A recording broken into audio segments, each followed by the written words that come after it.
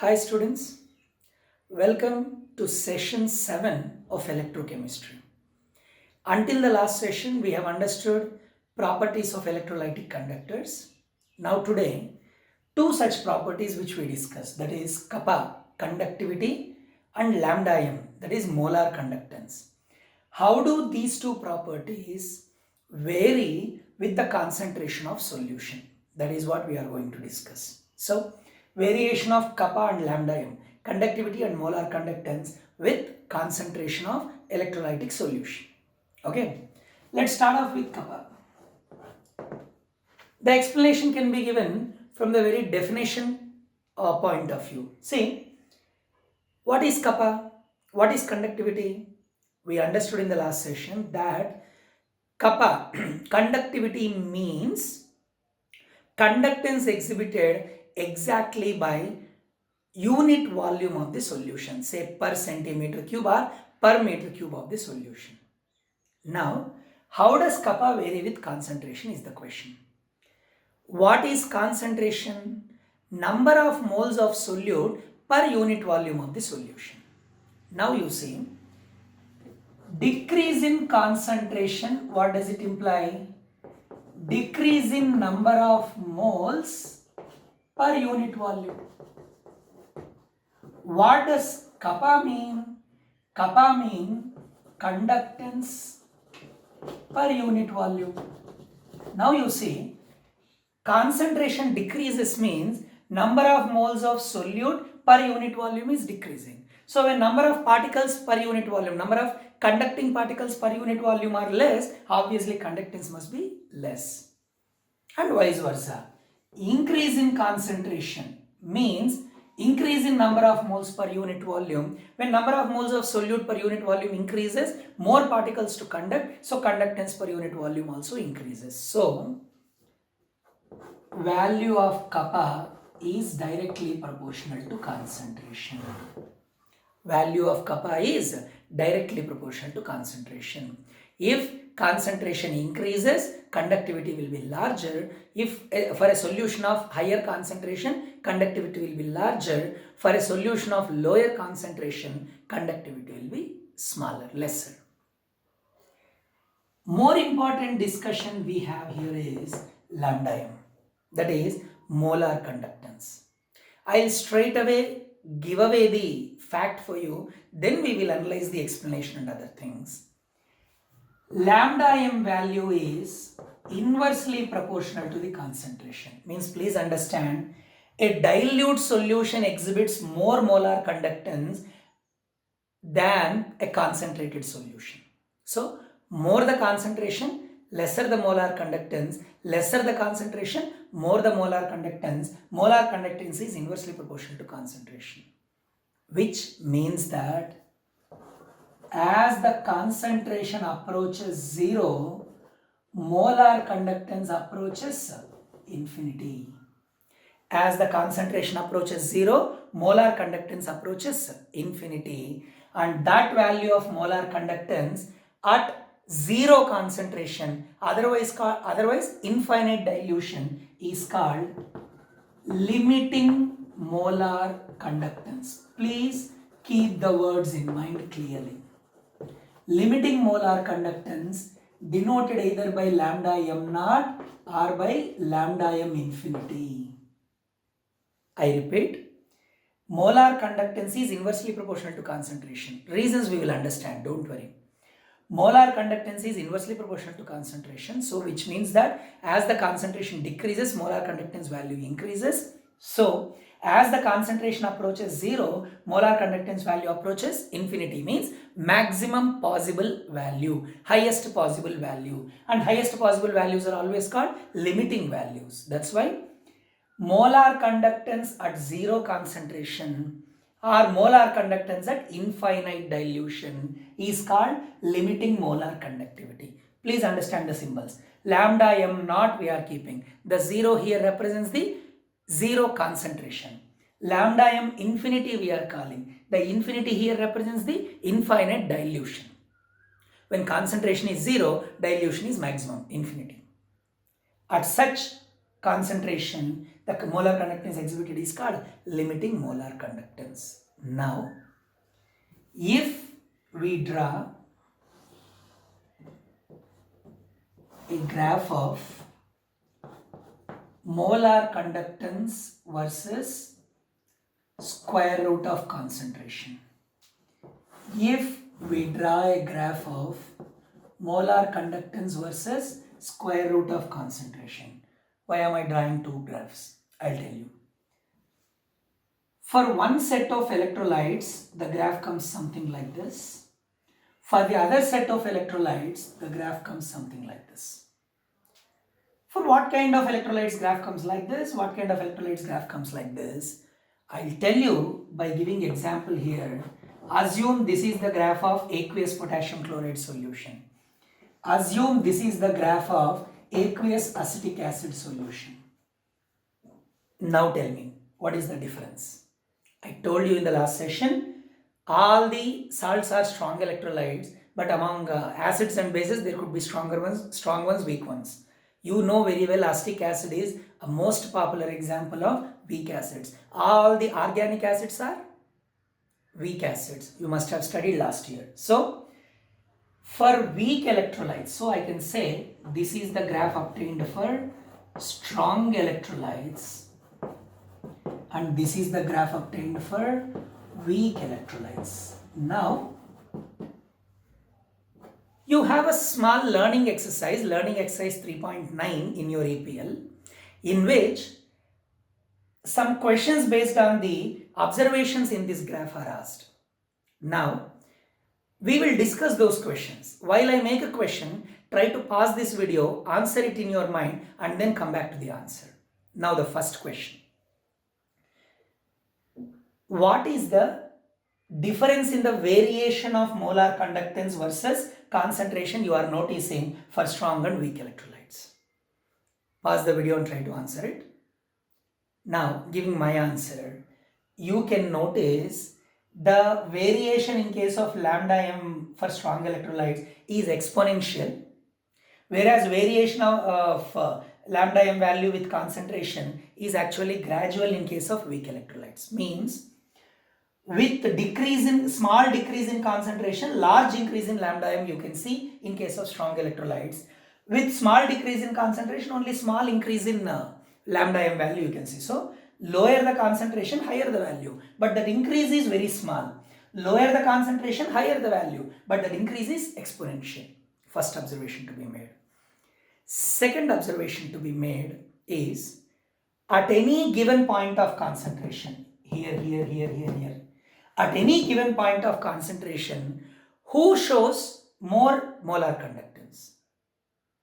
You are absolutely right. It is absolutely strong electrolytes. At any point of concentration you take, if you take the graph to the scale, in your APL it is printed approximately to the scale. So if you take the graph to the scale, you can notice at any given concentration, a strong electrolyte would exhibit more lambda m value compared to a weak electrolyte. Third, but very important question here is, what is the major difference you are noticing in case of these two graphs? What happens if you extrapolate these two graphs? And how can you point out lambda m naught value, that is limiting molar conductance value in these two graphs? If you try and do that, extrapolate the graph of strong electrolytes to the y-axis, you can clearly notice it will be touching the y-axis. And obviously, the lambda m value at zero concentration is called lambda m naught or lambda m infinity. Means, the limiting molar conductivity for a strong electrolyte can be obtained by extrapolating the graph of lambda m versus root c. By the way, have I told you, limiting molar conductivity is something which cannot be exactly determined by using the instrument. That's not possible, because limiting molar conductance is the conductance at zero concentration. Can you achieve zero concentration of any electrolyte? Absolutely no. Since you can't achieve zero concentration, you can't exactly take a zero concentration solution and determine it. So, you have determined lambda m values at different concentrations experimentally, and have drawn a graph. Now using this graph obtained from experimental values, simply by extrapolating you are getting lambda m naught value. So limiting molar conductance value for strong electrolytes can be obtained from the graph drawn between lambda m and root C. Whereas if you observe the graph of weak electrolytes, if I try to extrapolate this graph, what happens? It will remain parallel to the y-axis. It is never touching the y-axis. That means lambda m naught of weak electrolytes cannot be determined by experimental methods. Means at different concentrations, I determine lambda m value experimentally, and then I try to draw a graph and try to get lambda m naught value for that graph is impossible. Does not happen. That's what we are explaining here. Okay. Now, how we obtained this graph for strong electrolytes can be explained by a very important equation called Debye-Huckel-Onsager equation. Debye-Huckel-Onsager equation, which reads as lambda mc, that is molar conductance at any given concentration, is equal to lambda m naught, that is molar conductance at zero concentration or infinite dilution, which we call it as limiting molar conductance, minus A into root C, where C is the concentration. So molar conductance at any given concentration is equal to molar conductance at zero concentration or infinite dilution minus A into root C. Here this you understood, and C is concentration. Now what is A? A is a constant which in terms of, from the point of view of solvent, depends on the viscosity and dielectric constant of solvent. Viscosity you know, then what is dielectric constant? Capacity of a solvent to separate the charges and dissolve in it. Say I am adding an ionic compound to water. Water separates the cation and anion present in it and dissolves it. Water has got the highest dielectric constant among all the solvents, that is 81. Value is 81. The next best solvent has the dielectric constant just 35. So capacity of a solvent to separate the charges is called dielectric constant. For solvent, the value of constant A depends on the viscosity and dielectric constant, whereas for solute, it depends on the amount of charge present on the ions. Okay? That way, if you get Debye-Huckel-Onsager equation, now you notice we have drawn this graph. By the way, this is for only strong electrolytes. Debye-Huckel-Onsager equation represents variation of lambda m with concentration for strong electrolytes. Now you notice here, I have drawn a graph for lambda m versus root C, which is nothing but lambda mc, lambda m at given concentration versus root C. Now you observe this graph. My y-axis is lambda mc, my x-axis is root C. So you can say y is equal to minus mx plus c. It is in the form of y is equal to minus mx plus c. So obviously you should get a graph with negative slope. So here the slope is minus a. And the intercept, the y-intercept is nothing but lambda m naught. So the graph of lambda mc versus root c for strong electrolytes is obtained from Debye-Huckel-Onsager equation. And it is telling us that with decrease in concentration, lambda m value exponentially increases for strong electrolytes. Whereas for weak electrolytes, no definite equation represents it. It has been observed to vary like this. Now, the last thing we are left with to finish this discussion of variation of lambda m with concentration is the reasons. For kappa, I gave you the reason very simple. The very definition of kappa means that conductance per unit volume, and definition of concentration means number of moles per unit volume. So if concentration decreasing means number of moles per unit volume decreasing, so kappa decreases. It's directly proportional. What about lambda m? See here. For weak electrolytes, the explanation is very easy. Go back to Ostwald's dilution law. that you studied last year as well as I revised in the last session. What does Ostwald's dilution law say? Degree of dissociation for a weak electrolyte is equal to square root of ionization constant by concentration, which implies that degree of dissociation is proportional to 1 by root C. So as the Ostwald's dilution law states, as concentration approaches 0, alpha approaches 1. Means for weak electrolytes, as you dilute the solution, the number of ions produced will increase.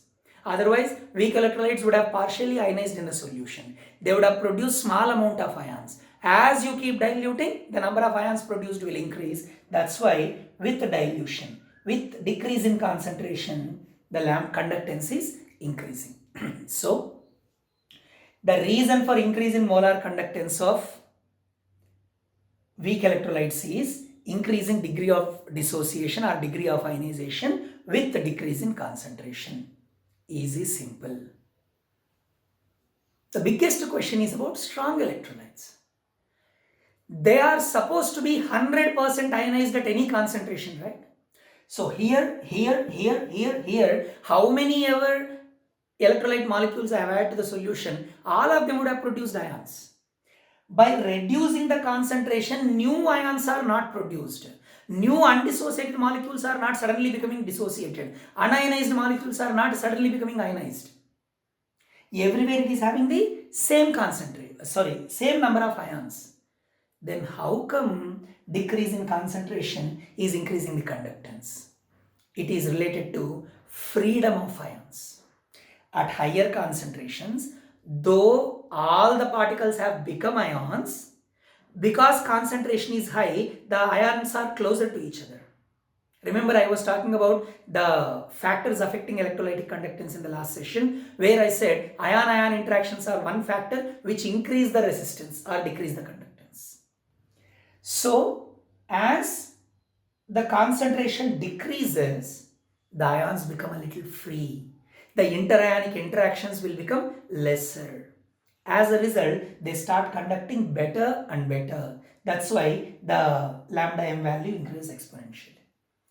So here, the undissociated molecules keep producing ions. That will take time. So it will not be, the change will not be exponential. But here, with the dilution, immediately the ions are being separated, which are closer previously. So quickly let me summarize. In case of strong electrolytes, increase in lambda m due to decrease in concentration is because of reduction of interionic interactions. In case of weak electrolytes, increase in lambda m value with decrease in concentration is because of increase in degree of ionization of weak electrolyte with decrease in concentration of solution. So, we have understood variation of kappa and lambda m with change in concentration of solution. We gave reasons for both. Then we introduced a term called limiting molar conductance, that is molar conductance at zero concentration or infinite dilution of a solution. Then we have understood the graphs obtained for lambda m versus root C for both strong electrolytes and weak electrolytes, and we understood the trend in the graph in both cases, and concluded that lambda m naught for strong electrolytes can be obtained from this graph, but lambda m naught for weak electrolytes cannot be obtained for this graph. Then we understood that this graph for strong electrolytes is obtained from very popular equation called Debye-Huckel-Onsager equation, which reads as lambda mc is equal to lambda m naught minus a root c. This is variation of conductance with change in concentration. Okay. Now moving on to the next concept, very important concept called Kohlrausch law. Before moving to Kohlrausch law, please keep your focus on this point, that lambda m naught of weak electrolytes cannot be obtained from experimental work. Then what else can be done? That problem will be resolved in discussion of Kohlrausch law, which will be done immediately. Okay? Let us learn Kohlrausch law of independent migration of ions. First, let us understand the law, then in its applications, we will get the answer for that question we are left with. How to find lambda m naught of weak electrolytes. Okay? To understand Kohlrausch law, please observe this. Just now we understood that when the concentration is high, ions are still interacting with each other. When the ions are interacting with each other, each ion being influenced by the other ion, unable to show its best. Unable to show its best conductance because it is unable to mobilize itself freely, or it is unable to show the highest ionic mobility. I mean, its best ionic mobility, it's 100% ionic mobility. So, suppose there is an electrolyte which has got n1 number of cations and n1 number of anions. And each cation has a capacity, so much capacity for exhibiting conductance. Each anion has so much capacity for exhibiting conductance. I will call cationic capacity for conductance, each cationic capacity for conductance as, say, X. Capacity of each anion to conduct, let us call it Y. Then I said there are N1 cations. So total conductance must be N1 into X. There are N2 anions. The total conductance due to anions must be N2Y. And total conductance of the electrolytic solution must be N1X plus N2Y. Correct? If they behave according to their fullest capacity. But unfortunately, at higher concentrations, they are unable to work or exhibit their fullest capacity because they are being attracted by other ions, interionic interactions. Right? Now I keep diluting it. I keep adding solvent to it. The ions become free from each other, keep becoming free from each other. As they keep becoming free from each other, they go closer to exhibiting their entire capacity. Free from each other, closer to entire capacity. Free from each other, show more ionic mobility and become more efficient to conduct. Now I keep diluting and reach the infinite dilution. Infinite dilution means zero concentration.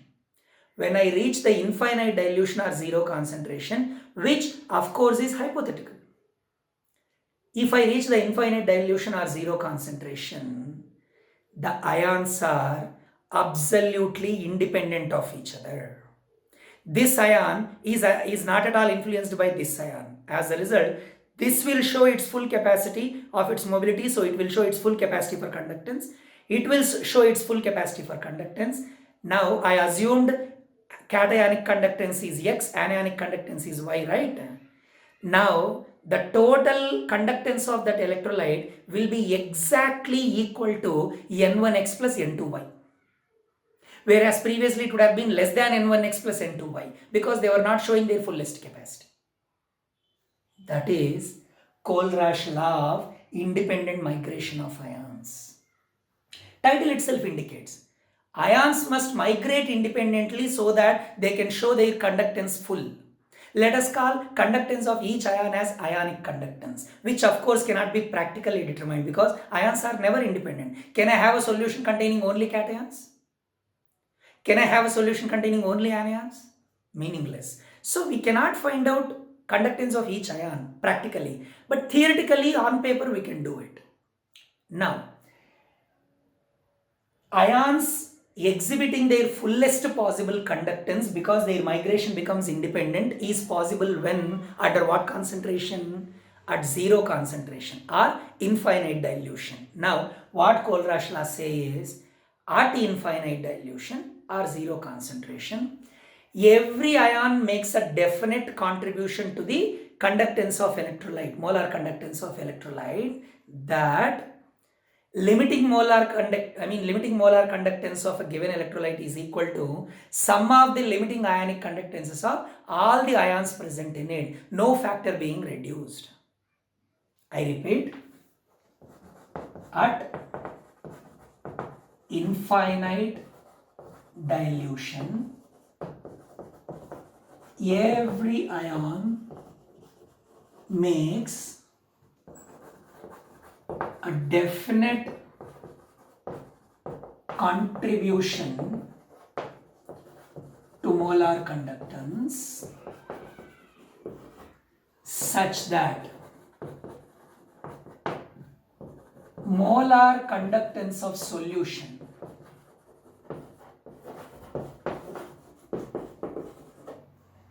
at infinite dilution is equal to sum of all the ionic conductances. Sum of all the ionic conductances. I'll quickly give you the mathematical expression for this statement. Say there is an electrolyte AXBY, means it is having X moles of a cation AY plus and having Y moles of an anion BX minus. Then lambda naught of AXBY, that is limiting molar conductance of AXBY, is nothing but X times the limiting ionic conductance of the cation plus Y times the limiting ionic conductance of anion. No other factor influencing the conductance. So at infinite dilution, conductance of an electrolytic solution is simply sum of the conductances of all the ions present in the solution. Clear? Let us apply it to certain examples by answering your learning exercise 3.10. Learning exercise 3.10 contains few compounds for which they want us to write the expression for Kohlrausch law. The first one was KCl. You know KCl ionizes as K plus Cl minus. So lambda naught of KCl is equal to lambda naught of K plus lambda naught of Cl minus. That is, limiting molar conductance of aqueous solution of potassium chloride is equal to limiting ionic conductance of cation potassium plus and limiting ionic conductance of anion chlorine minus. Similarly, the second question given there is magnesium chloride, which ionizes as magnesium 2 plus 2Cl minus. Now, according to Kohlrausch law, limiting molar conductance of magnesium chloride is equal to limiting ionic conductance of the cation magnesium plus 2 times the limiting ionic conductance of the anion chloride, because for every 1 mole of magnesium cation there are 2 moles of chloride ions there. All the ions are doing a definite contribution to molar conductance. That's why this will be it. Similarly, the third one given there is acetic acid. You know acetic acid ionizes as acetate ion plus H plus ion. So limiting molar conductance of acetic acid is nothing but limiting ionic conductance of acetate ion plus limiting ionic conductance of the proton, H plus ion. The fourth one given to you was calcium phosphate, Ca3PO4 taken twice, which ionizes as 3 moles of calcium cations and 2 moles of phosphate anions. Phosphate is PO4 3 minus, right? So limiting molar conductance of calcium phosphate Ca3PO4 taken twice is equal to 3 times the limiting ionic conductance of cation, calcium cation, plus 2 times the limiting ionic conductance of phosphate anion. That is how you express Kohlrausch law for any electrolyte that is given to you if you know how it ionizes in the solutions. That is the fundamental definition and mathematically expressing Kohlrausch law. Now, what is more important for us, of course, there will be numericals based on this also, but what is more important for us is the applications of Kohlrausch law. In that, we will be getting answer for how to find lambda m naught value for weak electrolytes. Let us proceed to the applications of Kohlrausch law. Now, let us move to the applications of Kohlrausch law. The first application, as I have already told you, is determination of lambda m naught of weak electrolytes. While discussing variation of lambda m with concentration, we understood that extrapolation of graph of lambda m versus root c doesn't help us find lambda m naught because the graph is rectangular hyperbola and doesn't intersect y-axis upon extrapolation. Then how do we achieve it theoretically? Theoretically, achieving lambda m naught value for weak electrolytes is based on two things. One is the Kohlrausch law principle, and second one is the fact that lambda m naught for strong electrolytes can be obtained from their graph. which was drawn from Debye-Huckel-Ansager equation. So now what we do, any weak electrolyte is given to us. We want lambda m naught value. We will consider a reaction or a process in which this weak electrolyte is involved and rest of the substances in that are strong electrolytes, and we theoretically derive a relation where by determining the lambda naught values of those strong electrolytes and performing mathematical operations between them plus minus, we will get the value of lambda m naught of weak electrolyte. If I speak like this, nothing would be understood. Straight away, I'll go with an example, the most popular weak electrolyte, acetic acid. So, we are trying to find limiting molar conductivity of acetic acid. For that, what we do is, we consider one of the reactions of acetic acid where acetic acid is treated with aqueous solution of sodium chloride. What are the products do you expect? Sodium acetate, CH3COONA plus hydrochloric acid. Now you please understand, I have considered a reaction of acetic acid in which all the other three substances are strong electrolytes, only our acetic acid is weak electrolyte. Salts are strong electrolytes, both these are salts, and you know hydrochloric acid is a strong acid. Now, let us, if this is the relation, acetic acid plus NaCl is equal to sodium acetate plus HCl, then acetic acid is equal to sodium acetate plus HCl minus NaCl. Do you agree? Now, I can apply the same relation to their lambda naught values. That is, lambda naught of acetic acid is equal to lambda naught of sodium acetate plus lambda naught of HCl minus lambda naught of NaCl. Sir, what are you talking? You take a chemical equation and you just interchange the positions of the substances, and then you apply the same things to their lambda naught values. What does it mean? How is it justifying Kohlrausch law? I'll tell you. According to Kohlrausch law, lambda naught of sodium acetate is nothing but sum of the ionic conductance present in the sodium acetate, right? So lambda naught of acetate ion plus lambda naught of sodium cation, correct?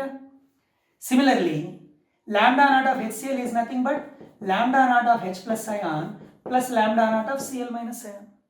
Similarly, lambda naught of sodium chloride is nothing but lambda naught of sodium cation, lambda naught of Cl minus ion. Because it is subtracted here, both will become minus. Now you observe. Lambda naught of sodium cation gets cancelled. Lambda naught of chloride anion gets cancelled. Then what are you left with? Lambda naught of acetate plus lambda naught of H plus, right? Now, sum of the ionic conductances of acetate ion and H plus ion are nothing but molar conductance of acetic acid, right? Means, using the experimental values available in the literature with me for all the strong electrolytes, lambda naught values are available in the literature in the laboratories. Using those values which are available, I am indirectly getting the value of lambda naught for acetic acid, because experimentally by determining lambda m values at different concentrations, I can't get this. That's why I know these three. Then if I perform this mathematical operation, adding these two and subtracting this, automatically it means adding the ionic conductances. Again I told you, ionic conductance is a theoretical concept. I can't find conductance of one of the ions. But if I add the molar conductances of these two and subtract from this, indirectly I am adding the ionic conductances of these two, which means this. So common sense. So whenever a weak electrolyte is given, I am a person in the laboratory who has to find lambda m naught of a weak electrolyte. I got the duty. I think simple. Let me consider a reaction in which this weak electrolyte is a part of that reaction and rest of the substances involved are strong electrolytes.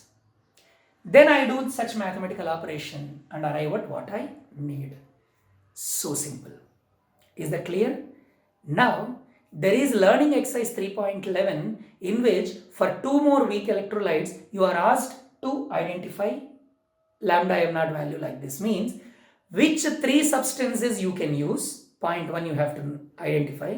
Number 2, what mathematical operation between the lambda naught values of those 3 strong electrolytes will give you indirectly lambda naught value of this weak electrolyte. That is how you should think. Let us go to learning exercise 3.11 in which 2 more weak electrolytes are waiting for us. Okay. So learning exercise 3.11. 2 weak electrolytes are given. One is ammonium hydroxide, a weak base, and one is carbonic acid, a weak acid. Let us see how we can determine their lambda naught values using 3 more strong electrolytes. Now, let us start with ammonium hydroxide. Make this ammonium hydroxide, which is a weak base, react with any salt. Say I take aqueous sodium chloride again, like I took in the previous case. What would be the reaction? Sodium cation will exchange the hydroxyl anion, you get sodium hydroxide, and then ammonium cation exchanges the chloride anion, you get ammonium chloride. Now, this is a salt, strong electrolyte. This is also a salt, so strong electrolyte. And sodium hydroxide is an alkali, a strong base, you know that. Now, what is it? Ammonium hydroxide is equal to sodium hydroxide plus ammonium chloride minus sodium chloride. Means lambda naught of ammonium hydroxide is equal to lambda naught of sodium hydroxide plus lambda naught of ammonium chloride minus lambda naught of sodium chloride. What is the justification? Lambda naught of sodium hydroxide according to Kohlrausch is nothing but ionic conductance of sodium plus ionic conductance of hydroxyl ion, plus that of ammonium chloride is nothing but ionic conductance of ammonium cation plus ionic conductance of chloride anion, minus ionic conductance of sodium cation minus ionic conductance of chloride anion. So ionic conductance of sodium, ionic conductance of chloride gets cancelled. You are left with ionic conductance of ammonium cation and ionic conductance of hydroxyl ion, which would be nothing but the molar conductance of ammonium hydroxide. So I must go to literature. In your case, it will be given in the problem. So I must go to literature, verify the lambda naught values of the strong electrolytes sodium hydroxide, ammonium chloride and sodium chloride.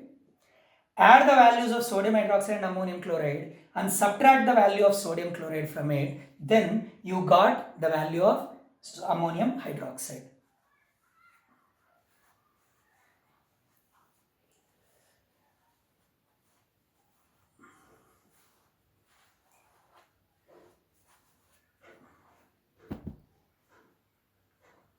Let's move on to the second question, carbonic acid.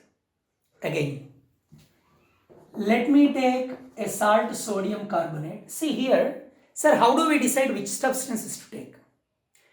If you are asked a theoretical question like in your board exam, where you just, how do you determine the lambda m naught value of so and so weak electrolyte directly? Then you will have to use your fundamental knowledge of chemical reactions that you have studied in school as well as last year in many places. Otherwise, if it has to be given as a numerical, whether in board exams or in entrance exams, they have to give you lambda naught values of 3 substances and ask you lambda naught value of the weak electrolyte.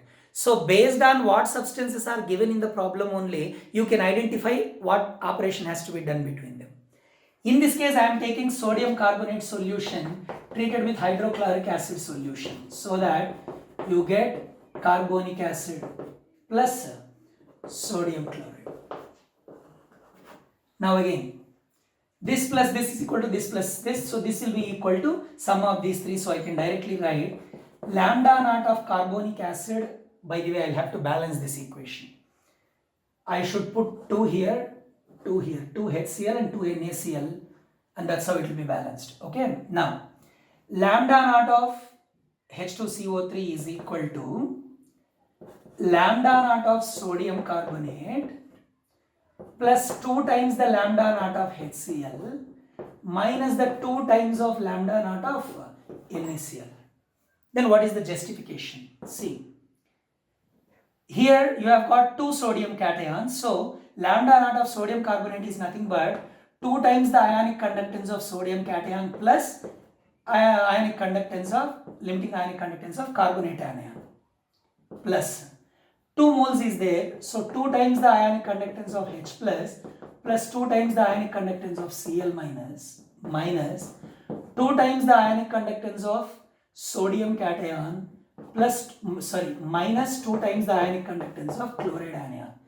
The sodium cation gets cancelled, chloride anion gets cancelled, you are left with 2 times the ionic conductance of H plus ionic conductance of carbonate, which is nothing but, so lambda naught of H2CO3 will be nothing but 2 times the lambda naught of H plus lambda naught of CO3 2 minus, and that's how you got it. So from the known values of lambda naughts of 3 strong electrolytes, that is sodium carbonate, HCl and NaCl, adding these two and subtracting this from this, you will get the lambda naught value of carbonic acid. Hope you are pretty clear with this first application of Kohlrausch law, determination of lambda m naught values of weak electrolytes, because consistently asked question, be it board exams or entrance exams. Okay, now let us move on to the remaining applications of Kohlrausch law. Now, the second application of Kohlrausch law is determination of alpha value of weak electrolytes.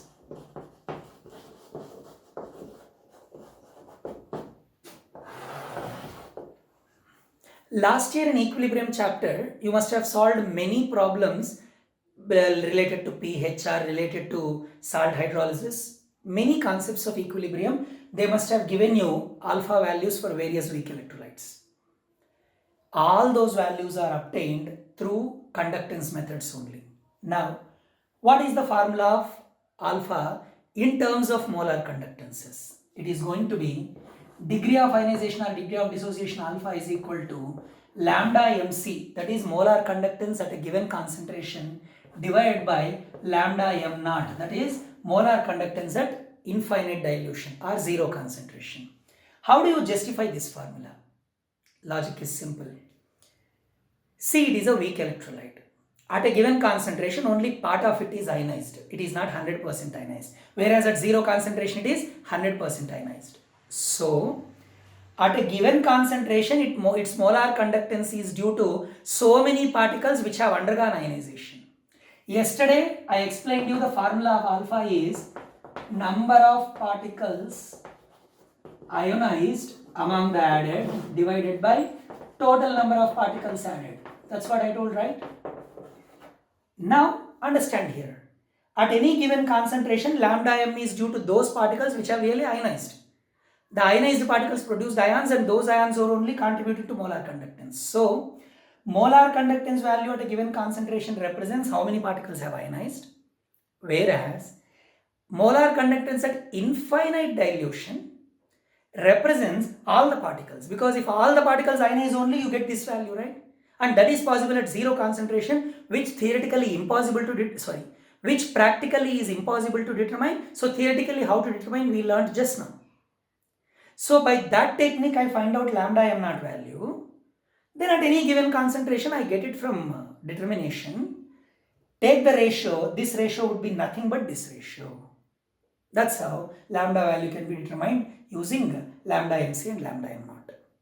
Now, the third one is a continuation of it, that is ionization constant.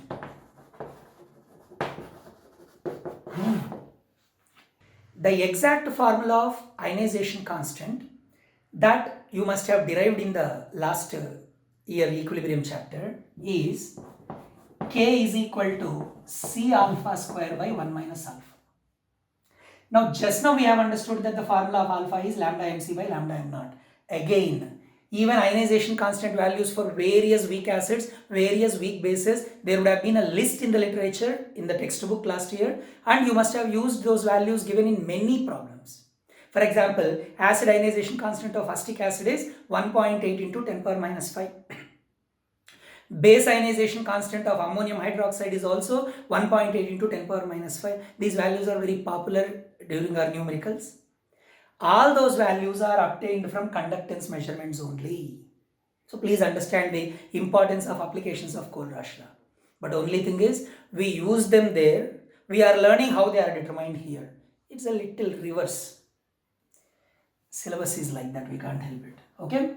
Now, already we determined what is alpha. So C into lambda mc square by lambda m naught square divided by 1 minus lambda mc by lambda m naught. You can take the LCM, simplify, all that you can do. But when you go for numericals in the examination, let me make your task easier. For weak electrolytes, alpha value will be much smaller than 1. Because alpha value will be much smaller than 1, I can consider 1 minus alpha is almost equal to 1. For example, alpha is 0.01, let us say. 1 minus 0.01 is nothing but 0.99, right? 0.99 is as good as 1, right? So, for theoretical grounds, when we don't mind much of accuracy, which is true for our exams, let it be board or entrances, 1 minus alpha can be taken equal to almost 1. That means, that makes it k is equal to C alpha square. Since k is equal to C alpha square, that makes it easy for you. So k is equal to C into lambda mc square by lambda m naught square. So it is enough if you use this formula. So they need to give you molar conductance at a given concentration. They may directly give away lambda m naught value, or they may ask you to determine like we did in the first application. And then concentration should be given. Substitute and get your answer. Then the fourth application is determination of solubility of sparingly soluble salt.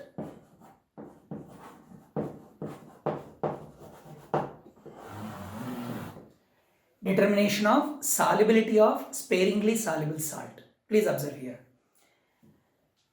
A salt whose concentration is much lower when it is dissolved means, see what is solubility?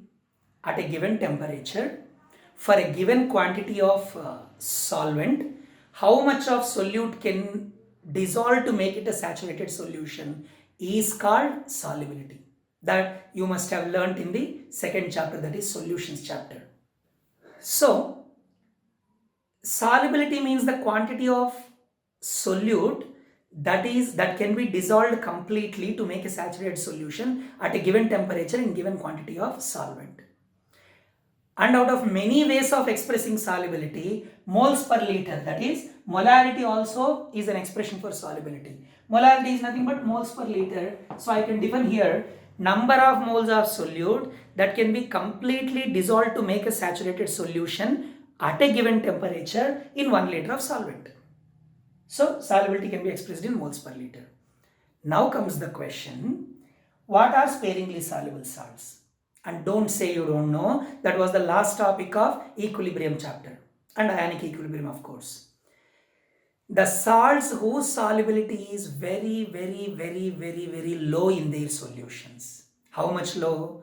Less than 10 power minus 3 molar, means 0.001 moles kinta lesser number of moles will be dissolved per liter of solvent. Such a low solubility, if it is there, such salts are called sparingly soluble salts. They are not strange for you. All those substances which you learnt that they will form precipitate when they are formed in the solutions, all of them are sparingly soluble salts only. Silver chloride, silver bromide, silver iodide, barium sulfate, cupric sulfide, plenty of them. All those which form precipitates are sparingly soluble salts. Now, for a sparingly soluble salt, if solubility is expressed in molarity, that is moles per liter, what happens? Say for a sparingly soluble salt, the solubility is 10 power minus 4 molar. What does it mean? To 1 liter of solvent, I can add how much ever salt I want. But how much of it will dissolve? Only 10 power minus 4 molar will dissolve. Rest of it will remain undissolved. Now, I took a vessel containing solvent and I added some quantity of this sparingly soluble salt, out of which only this much has dissolved. Now, these 10 power minus 4 moles only are forming ions. No doubt salts are strong electrolytes.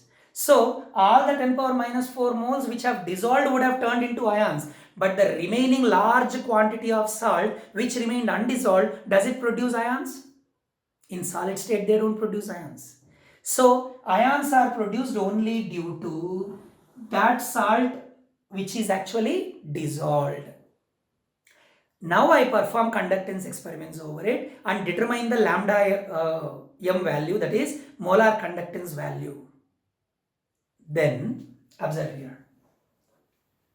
You know the formula of lambda m is equal to kappa into 1000 by molarity if it is CGS units. If it is SI units, 1000 comes below, you know very well. Just now I told you that solubility is nothing but molarity of the solution, because how much ever has dissolved, that is the concentration. So that's why I can replace molarity by solubility. Therefore I can say solubility is equal to kappa into 1000 by lambda m. So through determination of lambda m value, molarity is nothing but solubility, I told you. So through determination of lambda m value and already knowing kappa, you will be able to tell solubility of a sparingly soluble salt. Means how much of it, because it is very difficult, you don't know, you add in bulk and only small part of it is dissolving. How much of it has dissolved? Here I took a hypothetical value 10 power minus 4, right? That can be determined from this. Because of these 10 power minus 4 moles only, conductance would have come. So experimentally I determined conductance and found out that is due to how many moles of ions per liter. Okay, that's how Kohlrausch law helps in determining lambda m naught values of weak electrolytes, then degree of dissociation or ionization of weak electrolytes, ionization constants of weak electrolytes, and then solubilities of sparingly soluble salts. Okay, now let us solve a numerical exercise based on the applications of Kohlrausch law. Okay, moving on to entrance corner 3.7 that has numerical questions based on the applications of Kohlrausch law.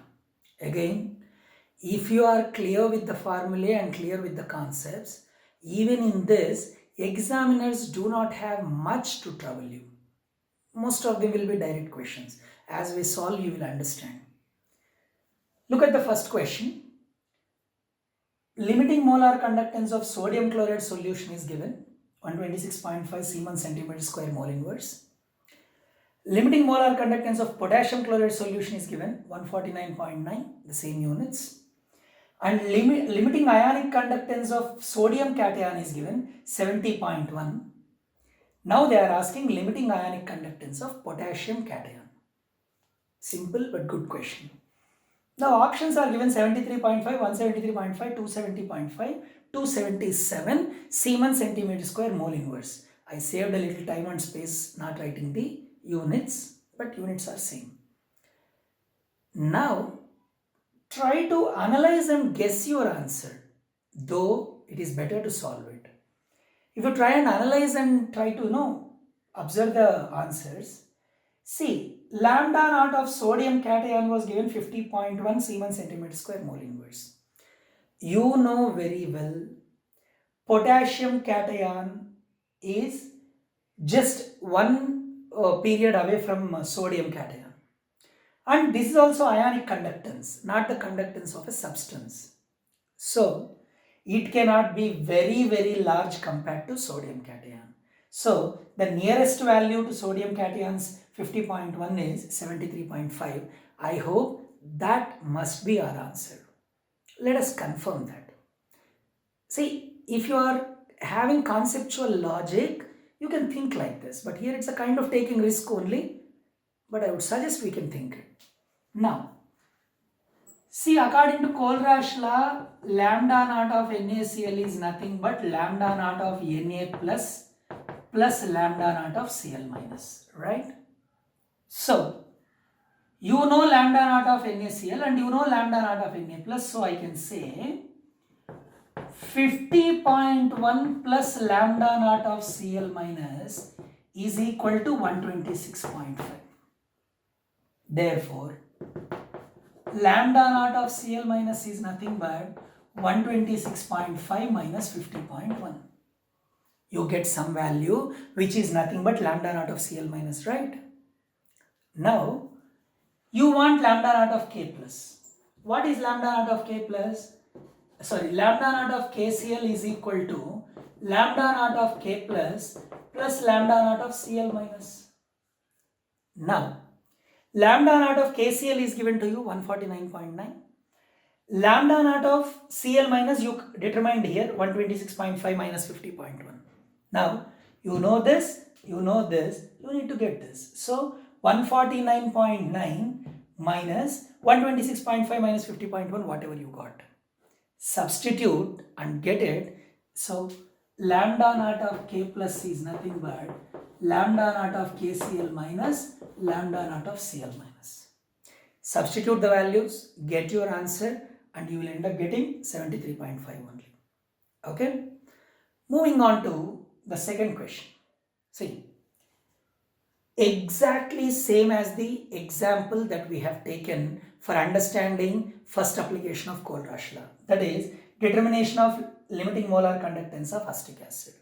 And we have already analyzed and understood that lambda naught of acetic acid is equal to lambda naught of sodium chloride, lambda naught of sodium acetate plus lambda naught of hydrochloric acid minus lambda naught of NaCl.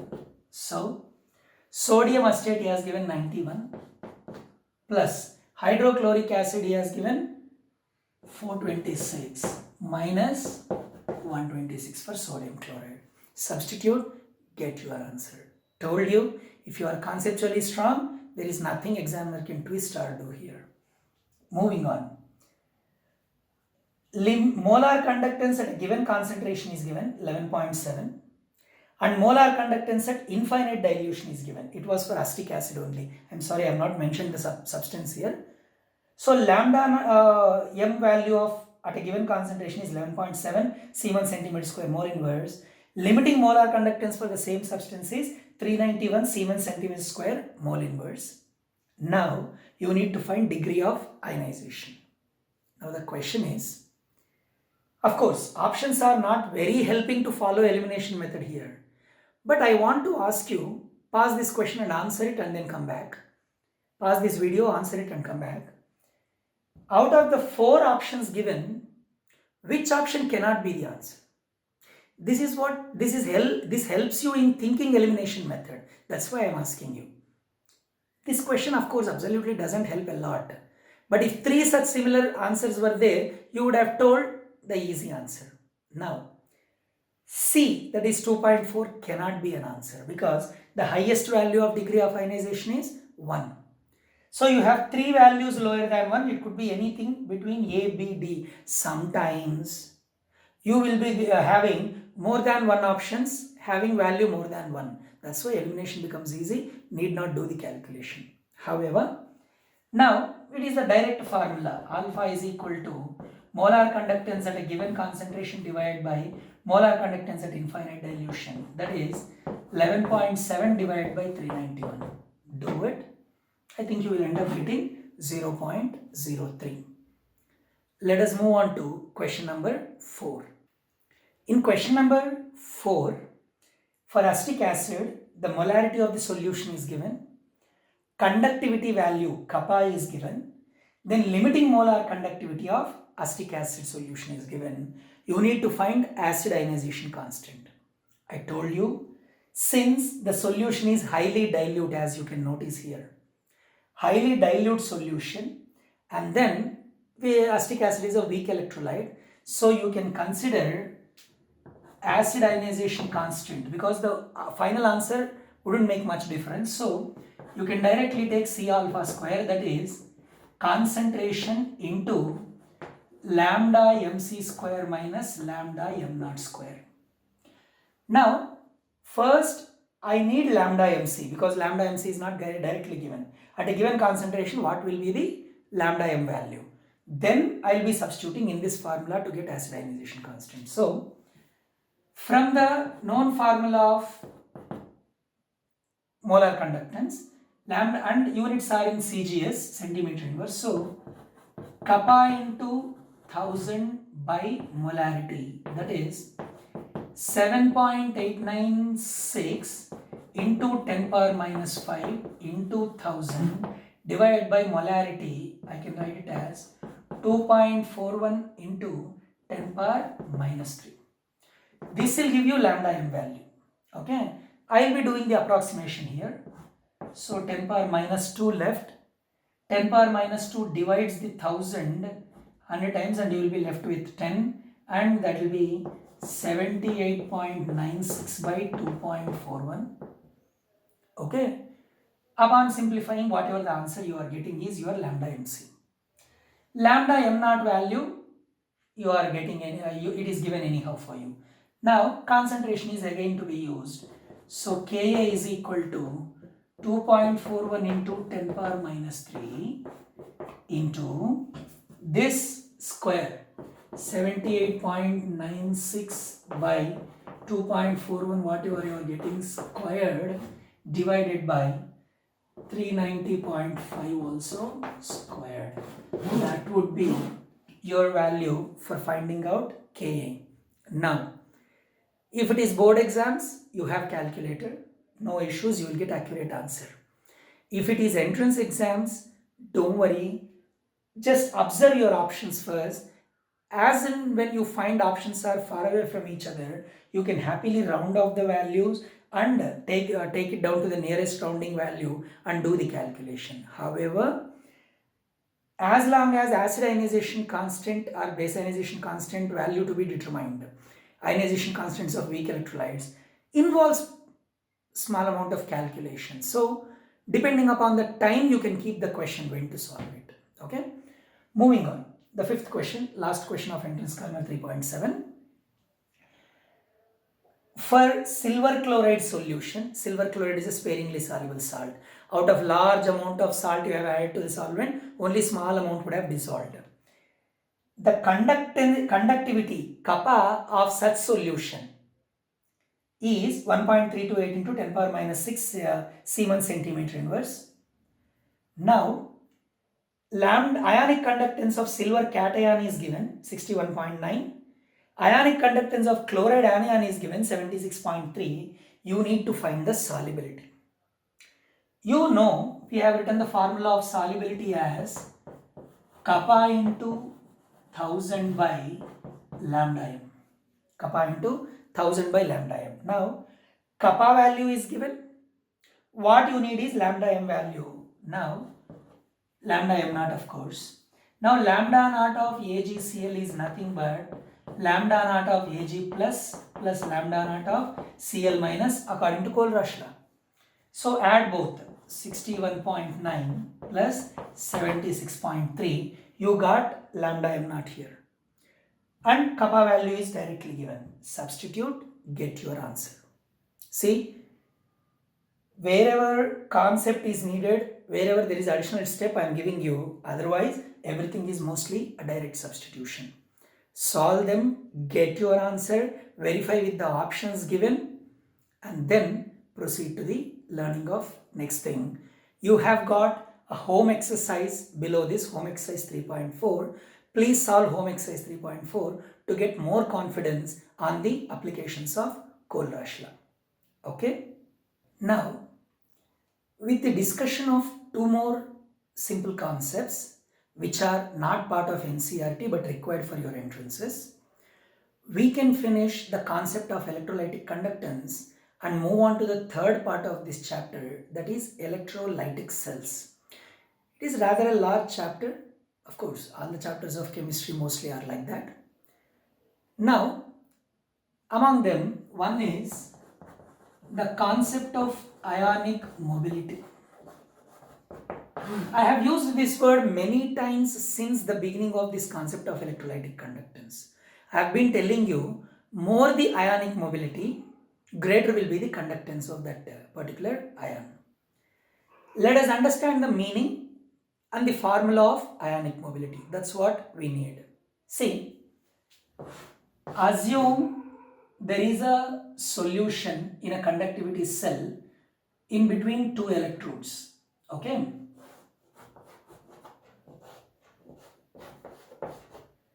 And assume the distance between the two electrodes is some x centimeters. Okay. Now, you have connected this to some battery and supplying some y volts of voltage to this for this solution to conduct, of course DC. Now, potential gradient in this solution is called y by x, expressed in volt per centimeter. So, the voltage across the electrodes which are 1 centimeter apart, voltage across the voltage supplied across the two electrodes which are 1 centimeter apart is called the potential gradient. So, potential gradient is expressed in volts per centimeter. Now, under a given potential gradient, say there is a cation AX plus and anion By minus in the electrolyte that I have poured here. Then, how fast this cation is moving or how fast this anion is moving is called its ionic mobility now. Now, centimeter per second is the unit using which we express ionic mobility. So, the speed of the ions of an electrolyte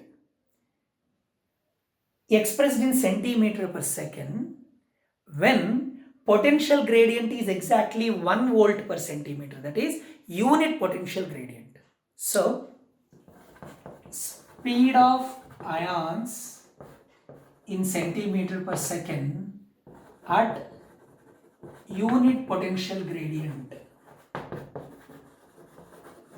is called ionic mobility of a given ion. And I have been explaining you since the beginning, faster the ion moves, more the molar conductance it exhibits. That is why in strong electrolytes at higher concentrations, the molar conductance is less. Upon dilution, the molar conductance is increasing. There the number of ions is not changing. At every concentration, it would have 100% ionized because it is a strong electrolyte. Still, upon dilution, why its molar conductance is increasing? Because the movement of ions is becoming free as you dilute it. That is nothing but ionic mobility. So, we know pretty well that molar conductance is directly proportional to, by the way, ionic mobility is denoted by the symbol mu, Greek letter. So, molar conductance is directly proportional to mu, ionic mobility. And the proportionality constant of this relation happens to be Faraday. So, please remember, lambda m is equal to Faraday into mu. So, if you know ionic mobility, you can find molar conductance. If you know molar conductance, you can find ionic mobility as the Faraday is constant. Okay. Now, let us move on to another interesting concept, conductometric titrations. First of all, I know all of you have the fundamental idea of titration, whether you have performed in your first year or not. Why do we perform titration? Titration is a part of a process called volumetric analysis. I know I am going back to fundamentals. Those who know, bear with me or forward the video. Those who don't know, follow me. Titration is one of the steps of a process called volumetric analysis. Now you see, I have got a beaker full of a solution. Unless I label it, you don't know which is it. Suppose I labeled it as aqueous solution of sodium hydroxide. Now, aqueous solution of sodium hydroxide in a beaker I have given you, and I told it is 250 ml quantity. Tell me how many grams of sodium hydroxide is present in it. So, I am giving you a solution whose composition I know, but qualitative composition I know, quantitative composition I don't know. Means I know which substance is present, I don't know how much of it is present, and I am asking you to find out how much of it is present in given quantity of that solution. Where does that situation come? This comes in analytical chemistry laboratories. Say for example, there is a disease called fluorosis. Fluorosis is a disease which arises due to slightly excess content of fluoride salts in drinking water. And it has been very lethal also in many villages. Now that water sample comes to an analytical chemistry laboratory. That is an unknown sample. You don't know how much of fluoride salt is present in it. You need to find out how much is present so that you know how to treat that water. You can identify methods to treat that water. Got it now? So you have a solution in which you don't know the quantity of solute and you need to find it. You know which solute but not the quantity. What do? You select a substance which has got a reaction with this substance, whose concentration or amount to be found out. Say for example, now I was taking example of sodium hydroxide. It's a base. So I select hydrochloric acid, which is an acid. I select hydrochloric acid, so I prepare the solution, so I know its concentration. From the known concentration, I am finding the unknown concentration. Similarly, suppose I have an oxidizing agent, say potassium permanganate. You know oxidizing agents have reaction with reducing agents, so I'll select a reducing agent, say sodium thiosulfate or any oxalate salt, like that, so that both of them have reaction. Now what I do? I want to find the concentration of a substance B. I selected a substance A whose concentration I will know because I prepared. You call it as a standard solution. What solution? Standard solution. Now, against the standard solution, you will titrate this substance and find out what volume of this is required to exactly react with given volume of this. In first case, it will be neutralization. In second case, it will be redox reaction, whatever the kind of reaction might be. What volume of this is required exactly, completely reacting with what given volume of this. Now for standard solution, you know volume as well as concentration, normality. For unknown solution, you know its volume consumed during titration. You don't know its concentration, you will apply the formula N1V1 is equal to N2V2.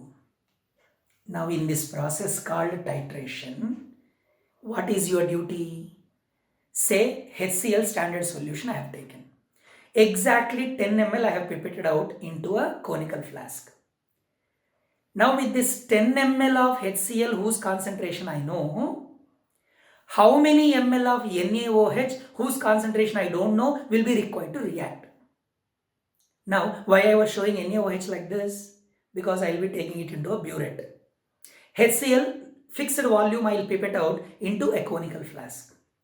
Now, the solution in conical flask will take how much of the solution from burette to completely react, I need to find out. For that, one very important substance we need is indicator. I add indicator to the solution present in the conical flask. I start allowing the solution from burette drop by drop and keep shaking the solution in the conical flask so that every drop reacts as and when it falls, and keep observing the conical flask. This is involuntary action. You can stop or start anytime. So you need not look at the burette. You should keep looking at the conical flask, and exactly when the HCl solution present in conical flask is completely neutralized from the NaOH from burette, the indicator will make a color change. As soon as the color change occurs, the volume taken is called end point or equivalence point. You close the burette, take it out into hand, find the equivalence point, note it down, and then decide what quantity is present. Everything looks good. Biggest problem here in using the indicator is our accuracy of experimentation. You will experience this in your second PUC when you are conducting practicals. Despite so many precautions and so many instructions given by the examiner in the laboratory, people do all kinds of nonsense in the laboratory. We will be giving instructions on how to hold and how to control the pressure of pipette. We keep saying pressure of pipette should be controlled with forefinger, but people will take like this. Surface area is more, you can't control well. And we keep telling, always keep the mark of the liquid level to your eye so that you can avoid the parallax error. So take out the burette and look at the reading, we say, but people look like this. Then say for example, if it is phenolphthalein added to acid in the conical flask, the end point is pale pink color. So as soon as pale pink color appears, you have to close the burette, take the reading. People prepare a very thick or dark pink color which looks like a grape juice or ruafza, and then bring it to us and ask, sir, is this endpoint correct? So the accuracy with which we find the endpoint in this case will be very poor.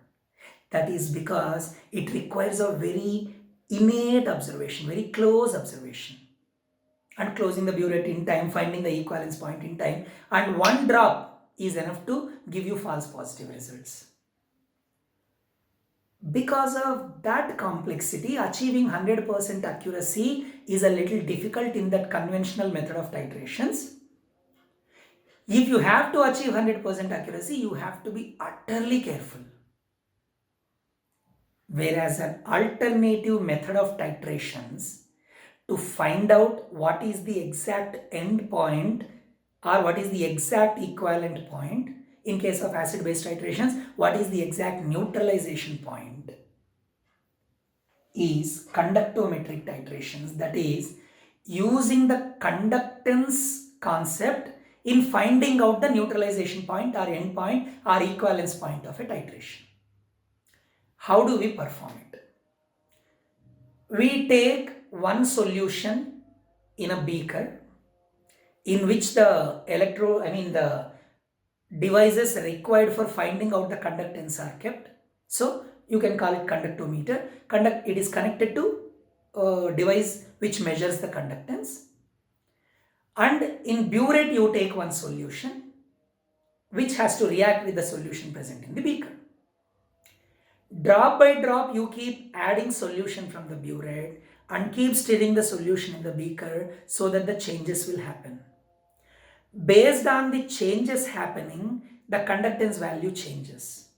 Now, as the conductance value changes with the volume, so a fixed volume you will keep adding, means say 1 ml you add, keep stirring and note, but generally it will be 0.1 ml levels we will be adding. So 0.1 ml you add from the burette, stir it, observe the change in conductance, note it. 0.1 more ml, that means 0.2 ml you added, observe the change in conductance, note it. 0.3, observe, note it. Likewise, against various volumes of the solution from burette, what are the conductance values observed? It will be noted, and a graph will be drawn between conductance versus volume of the solution. Did I ask you to stop the burette at some point? No. Randomly, some values, say on 20 values, 30 values, how much ever based on the time and patience available, you take a set of values and keep observing this. And then make notes and draw graph. Based on the graph observed, you will be noticing the endpoint or equivalence point. So you need not be very careful and watchful about the equivalence point. Equivalence point can be observed after drawing the graph. How do we do it? You understood the procedure. Now we will understand how the graphs will appear for various kinds of titrations. I will start with strong acid versus strong base titrations. Or let me explain you how many categories we have. Strong acid versus strong base. Number 2, weak acid versus strong base.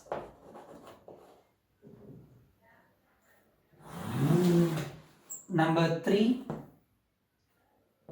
strong acid versus weak base.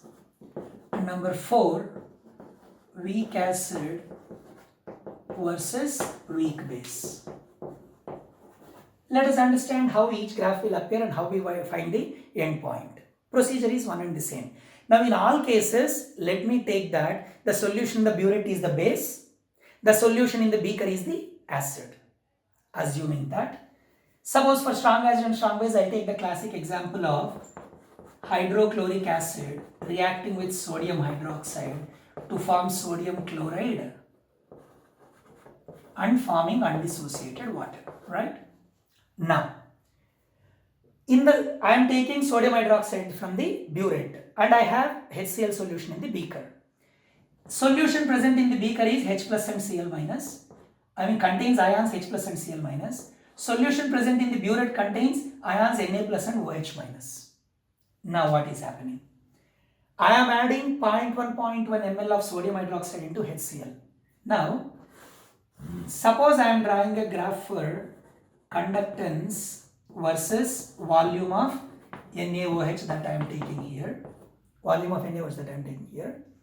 Say, in the beginning, the HCl is a strong acid, you know very well. So it would have ionized completely and would have produced enough number of ions in the solution. So assume its conductance is somewhere here. Now, you are adding NaOH.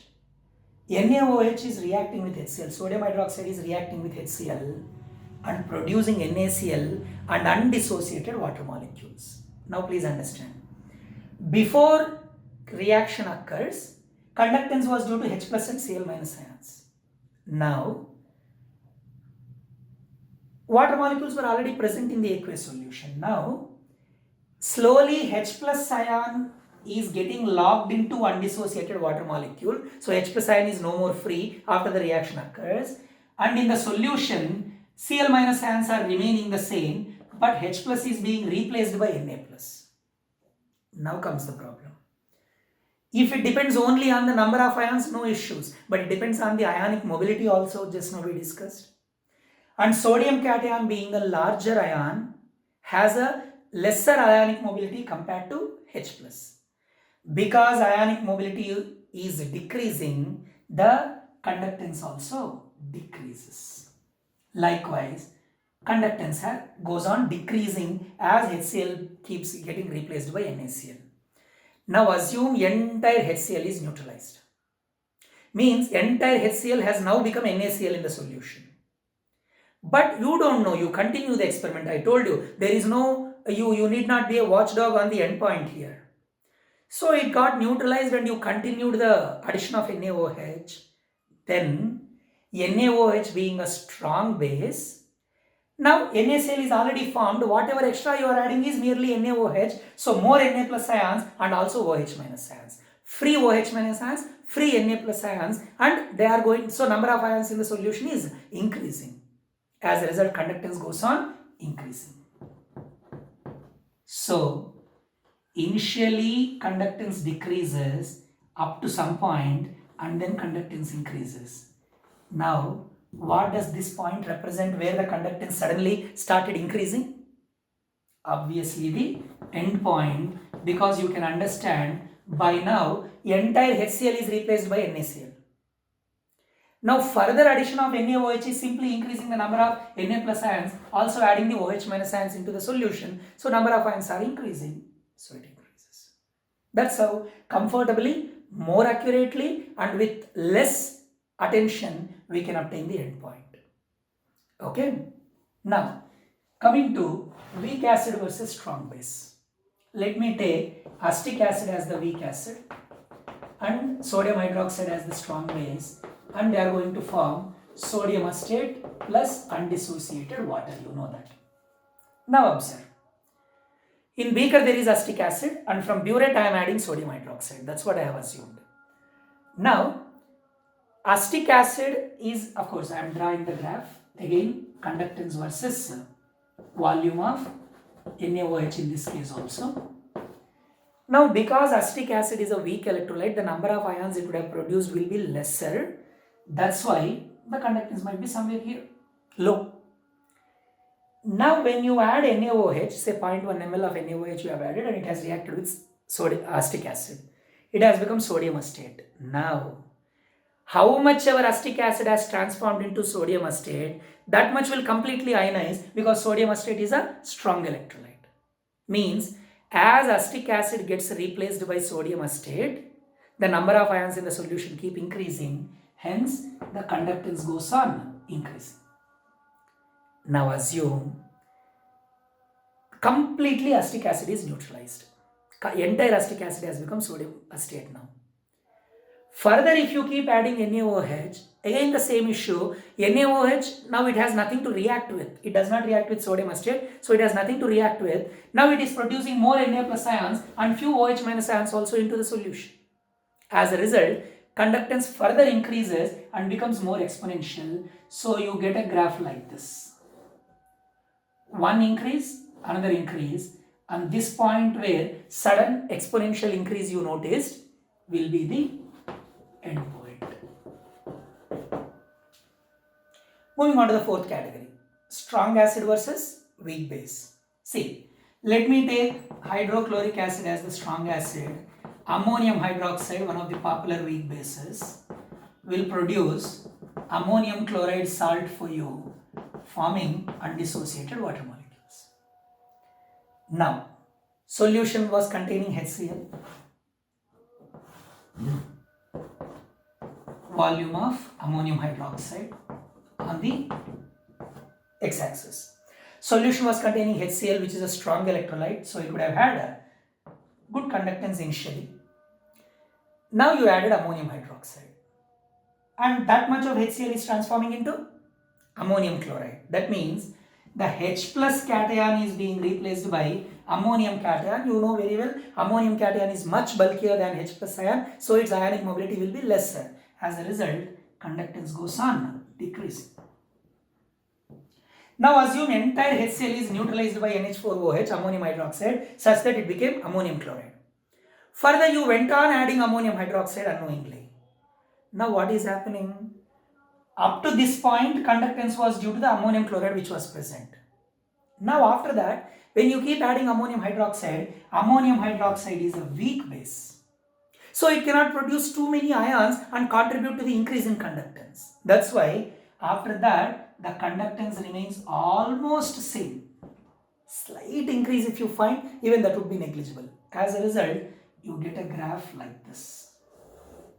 Up to endpoint decrease, after endpoint parallel. So this point where you notice the change will be the endpoint.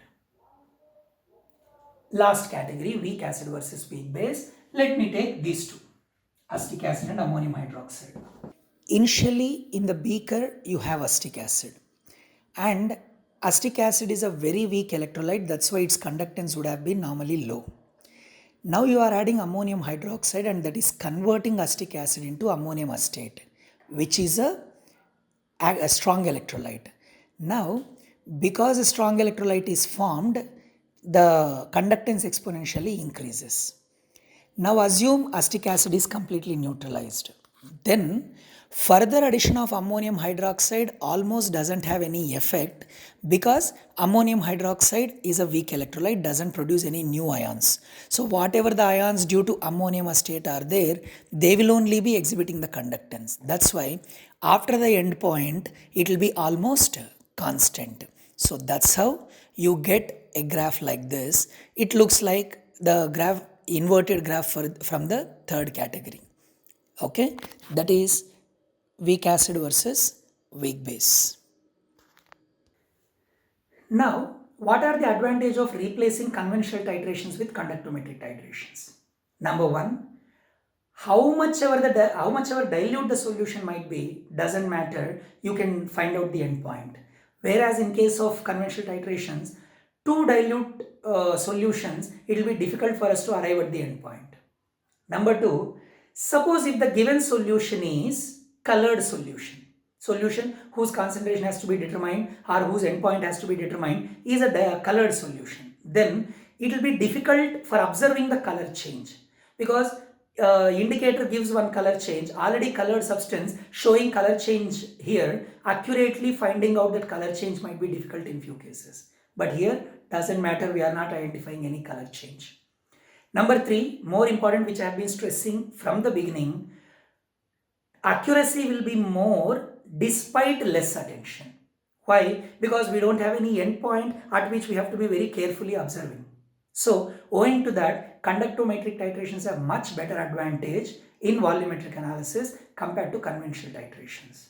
And that is how they are performed. This is how the graphs are obtained, and things can be analyzed thereafter. Okay? With this, we have finished the concept of electrolytic conductance. That is second part of this chapter. Galvanic cells part is over, concept of electrolytic conductance is over. We are left with 2 more parts. The third one is the concept of electrolytic cells. Fourth one is applications, battery and electrochemical theory of rusting, which might take approximately 2 more sessions. Okay. Let us go to a concept of electrolytic cells in the next session. Thanks for following my lessons.